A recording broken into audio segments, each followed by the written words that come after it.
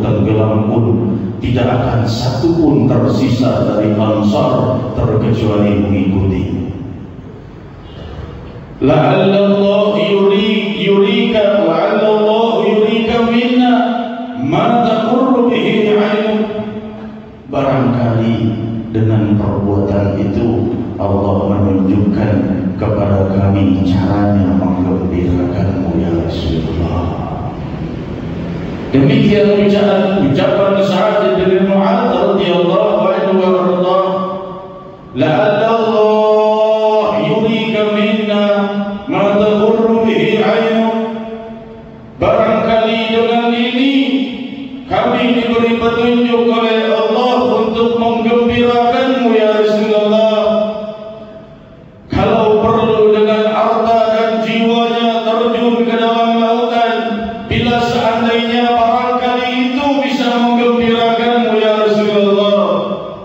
Demikian dahsyatnya cinta kaum Ansar dan Muhajirin.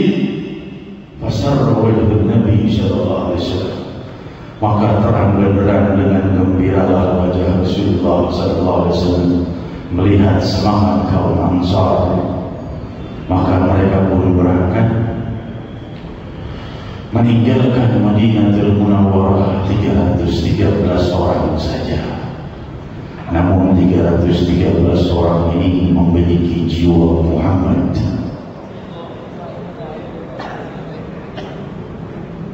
Sampailah medan Badar, mereka pun berhenti dan berkemah nanti hari esok.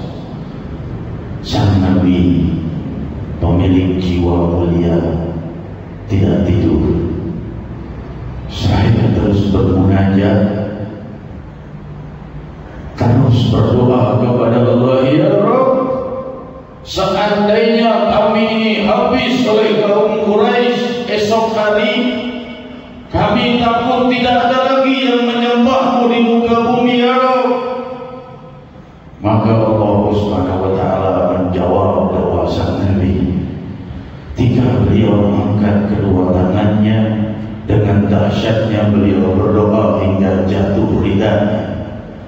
Berkata Sayyidina Abu Bakar As-Siddiq mengembalikan ridanya dan memeluk tubuh sang Nabi dari belakang. Allah akan mengabulkan doamu ya Rasulullah. Hadirin hadirat, sang Nabi ditindas dan ditolimi oleh kufar karena beliau diam.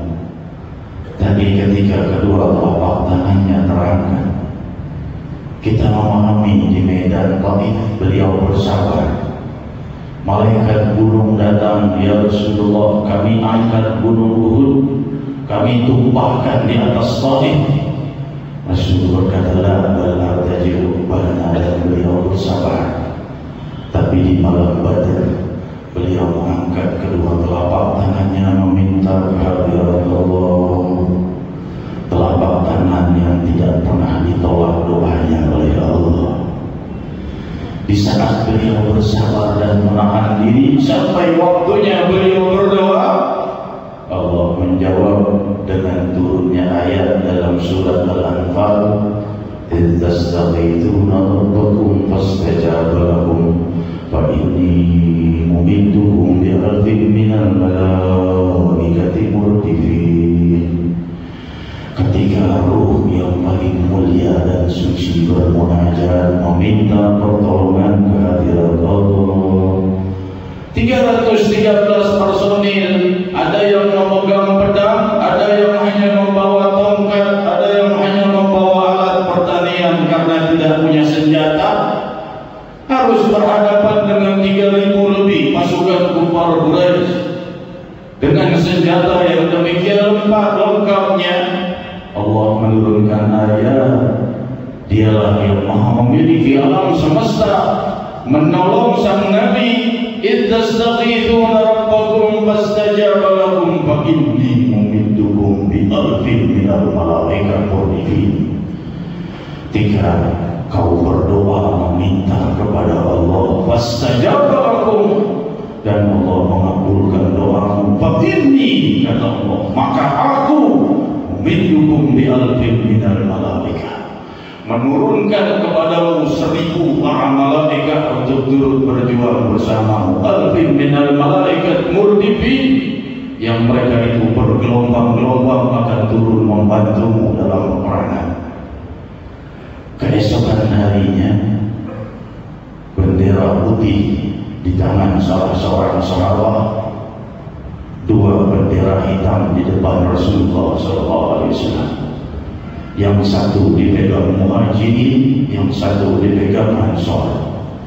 Yang Muhajirin bendera hitam dipegang oleh Sayyidina Ali bin Abi Thalib karramallahu wajhah.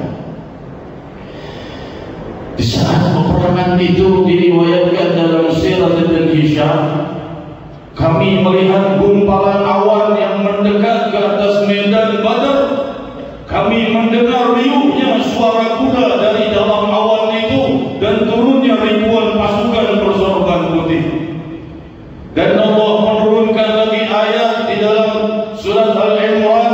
Allah menurunkan lagi 2000 malaikat hingga 5000 malaikat membantu perjuangan Ahlul Badr al-Kubra. Hingga dikatakan mereka yang bersorban putih adalah para malaikat. 5000 malaikat dari langit Allah turunkan, dan pemimpinnya memakai sorban kuning, yaitu Jibril alaihi salatu wassalam. Demikian Allah menurunkan pasukan para malaikat untuk memenangkan perjuangan Sayyidina Muhammad sallallahu alaihi wasallam. Maka mereka pun tenggelam di dalam jihad fisabilillah. Dan di saat itulah Allah Subhanahu wa taala berkata, wa in qatalta ma qatalta innallaha qatala innallaha qatal wa in ramaita innallaha rama. Atau kama, jika kau melempari mereka, bukan kau yang melempari mereka, tapi Allah yang melempari mereka. Jika engkau memerangi mereka, bukan kau yang memerangi mereka, tapi Allah yang memerangi mereka. Demikian hadirin Badr al-Kubra selesai dengan kemenangan pasukan Nabi Muhammad SAW. 70 di antara mereka terluka, dan mereka kembali.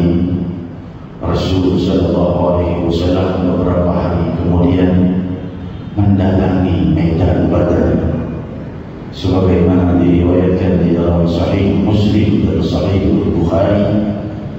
Rasul SAW berdiri di atas mayat-mayat para kufar Quraisy. Wahai Abu Lahab, wahai Abu Jahal, wahai Umayyah, wahai Utbah, amma wajadtum ma wa'ada rabbukum haqqan, fa inni qad wajadtu ma wa'ada rabbi haqqan. Wahai Abu Jahal, wahai Utbah, wahai Umayyah, telah kalian lihat betul tidak janji Allah itu benar? Kalau aku telah menemukan janji Allah itu benar, kata sahabat. Berkata Sayyidina Umar bin Khattab, ya Rasulullah, innaka tukhatibul mauta. Ya Rasulullah, kau berbicara kepada jenazah yang sudah mati.